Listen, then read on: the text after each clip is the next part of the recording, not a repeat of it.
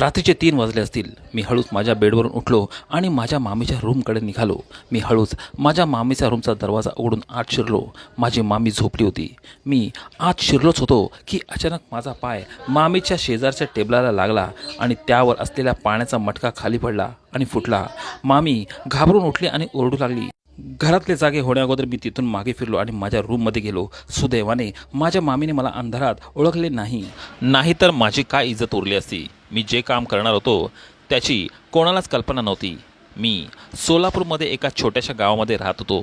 मी माझ्या आईवडिलांचा खूप लाडका होतो. आम्ही छान भाऊ एकत्र राहत होतो. आम्हाला बहीण नव्हती. मी सर्वात लहान होतो. माझे लहानपणापासून सवय होती, मी कुठेही गेलो तिथे एक ना एक तरी पराक्रम गाजवायचो. लोकांनी कितीही तक्रार केली तरी माझ्या आईवडिलांनी मला कधी झापले नाही. उलट माझ्या आईवडिलांना माझे कौतुक वाटायचे. माझे आईवडील लोकांना म्हणायचे की लहान लेकरू आहे, जाऊ दे ना. असाच मी मोठा होत गेलो. लहानपणापासून मला चित्रपटांची आवड होती. चित्रपट पाहून पाहून मी स्वतःला हिरो समजू लागलो होतो आणि रस्त्यावरची प्रत्येक मुलगी मला फिल्मी हिरोईन वाटू लागली.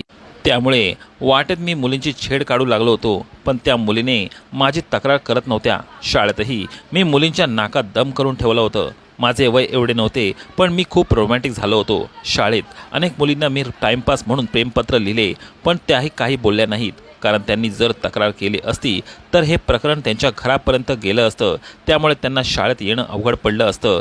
त्यामुळेच माझी हिंमत अजून वाढली होती. मी आणि माझे 2 मित्र मुलींना त्रास देण्यात एकही संधी सोडत नव्हतो. एक दिवस मला एक मुलगी दुसऱ्या मुलीसोबत असताना दिसली.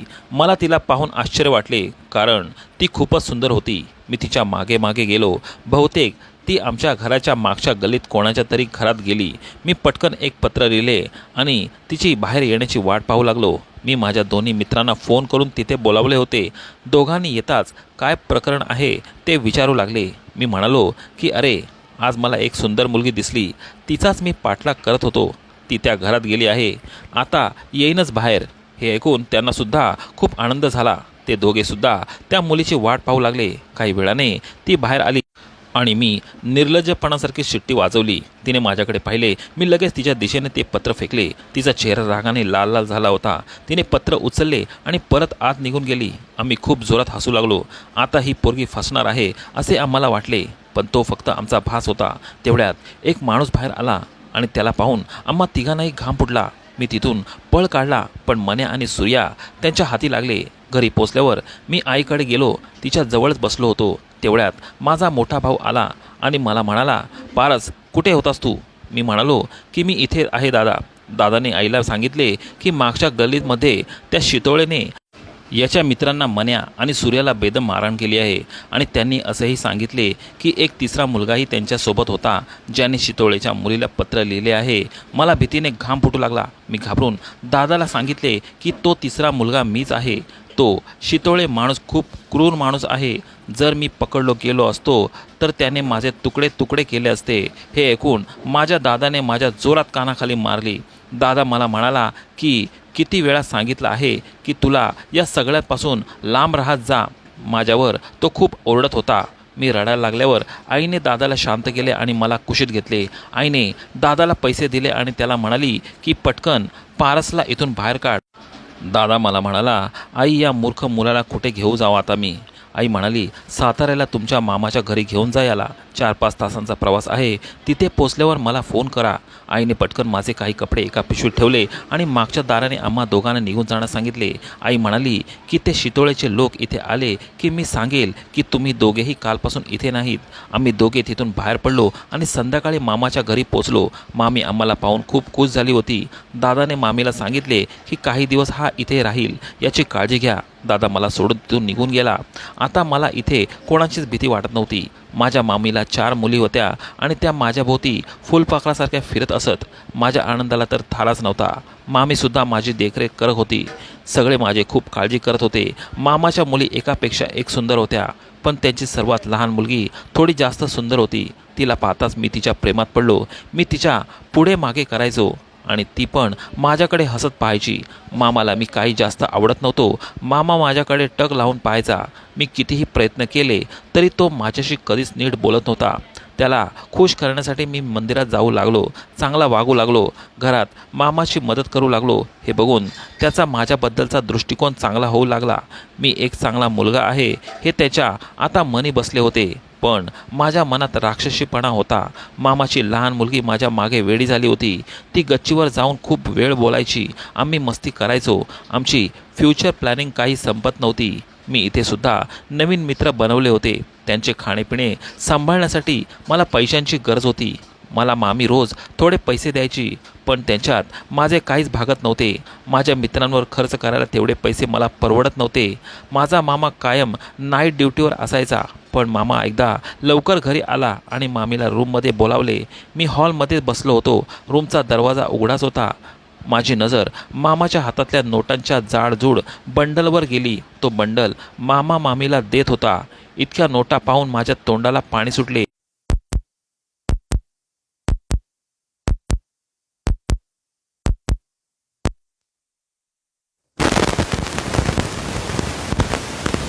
एक कप चहा बनवा ना प्लीज. त्यांनी ज्योतीला आवाज दिला आणि एक कप चहा बनवायला सांगितले. ज्योती त्यांची मोठी मुलगी होती. मामीने अजूनही रूम सोडली नव्हती. ते पैसे कुठे असू शकतात हे शोधण्यासाठी मी रूमची बेडवर बसून नीट पाहणी करू लागलो.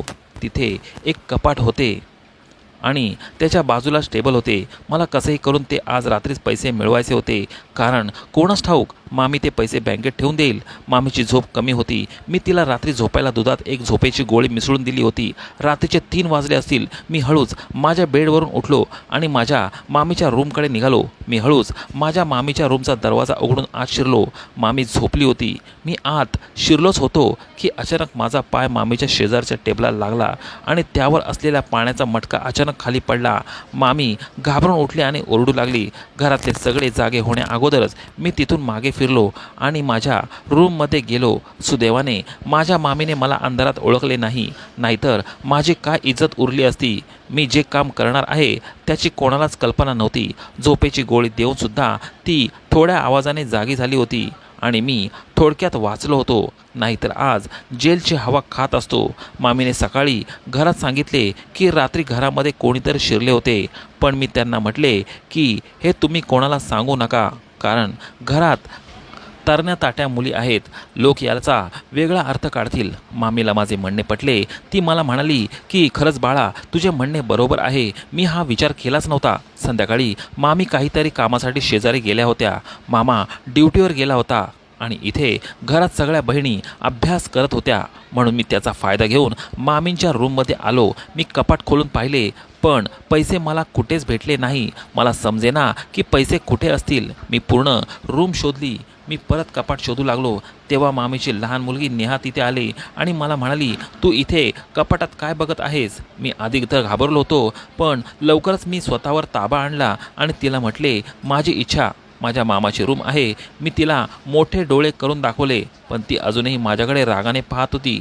परत मी तिला म्हटले, जर तू हे घरात कोणाला सांगितले तर माझ्याकडे तुझे सर्व मेसेजेस आहेत, ते मी सर्वांना दाखवेल. हे ऐकून तिच्या चेहऱ्यावरचा रंगच उडाला.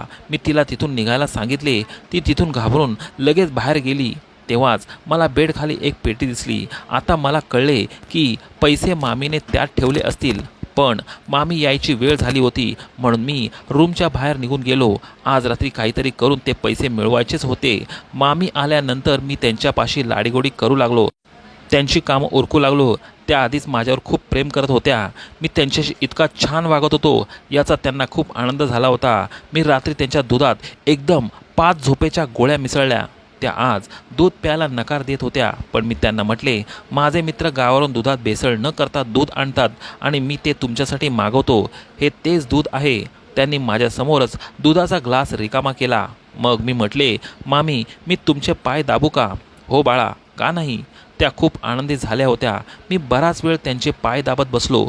मामी मला आशीर्वाद देत होत्या. त्यांच्या चेहऱ्यावर हसू उमटले होते.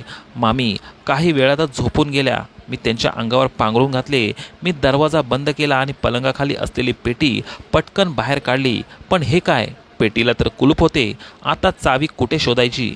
मी रूममध्ये चावी खूप शोधली, पण मला काहीच मिळाले नाही. नंतर काहीतरी माझ्या लक्षात आले आणि मामीच्या अंगावर पांघरून घातले ते काढले आणि त्यांच्या गाऊनच्या खिशात हात घातला. मला चावी मिळाली होती. मी झटक्यात चावी लावून पेटी उघडली. ती पेटी उघडली तेव्हा त्याच्यात काही डॉक्युमेंट आणि पैसेही पडलेले होते. मी पटकन त्या नोटा घेतल्या आणि बाहेर निघालो. माझे सुखाचे दिवस सुरू होणार होते. मी खूप आनंदी झालो होतो. माझी रात्र कशी बशी गेली. सकाळी 6 वाजताच उरकून मी घरातून बाहेर पडलो. मी त्या दिवशी खूप मजा मस्ती केली. भरपूर मित्रांवर पैसे उडवले, खूप खाल्ले. नंतर संध्याकाळ झाल्यावर मी घरी जाण्याचा विचार केला, पण तेथे पोचल्यावर माझ्या आश्चर्याची सीमाच राहिली नाही. घरात बरेच लोक जमले होते. नेहा, ज्योती, सर्व बहिणी जोरजोरात रडत होत्या. आत गेल्यावर मामींचा मृत्यू झाल्याचे दिसले. हे भयंकर दृश्य पाहून माझ्या पायाखालची जमीनच निघून गेली. मी तोंड उघडून आश्चर्याने पाहत होतो. मामा म्हणाला की ती सकाळी बराच वेळ झोपून राहिली.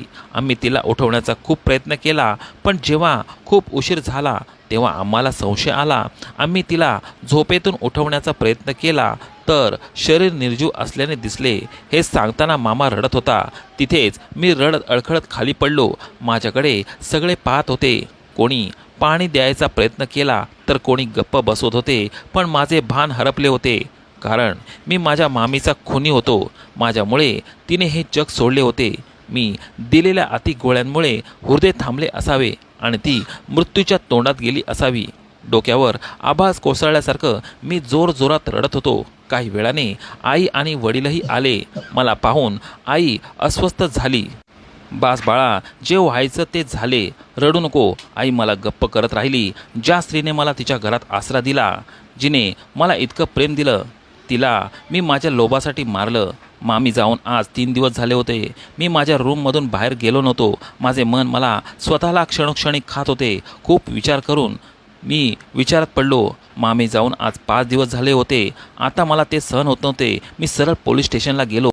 मी तिथे गेल्यावर गेल्या गेल्या माझ्या मामीला मारले ते सांगितले.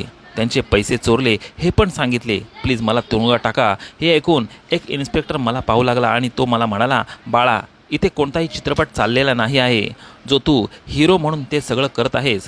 त्याच्या बोलण्यावर तिथले सगळे हसू लागले. माझ्या वयामुळे त्यांना वाटले की कदाचित मी अशी हिरोगिरी करत आहे. पण मी मामीला गोळ्या दिल्या आणि पैसे कसे खाऊन घेतले याबद्दल मी त्यांना सर्व काही सांगितले. इन्स्पेक्टरने मला तुरुंगात टाकले. माझे प्रकरण स्पष्ट होते, कारण मी स्वतः माझा गुन्हा कबूल केला होता.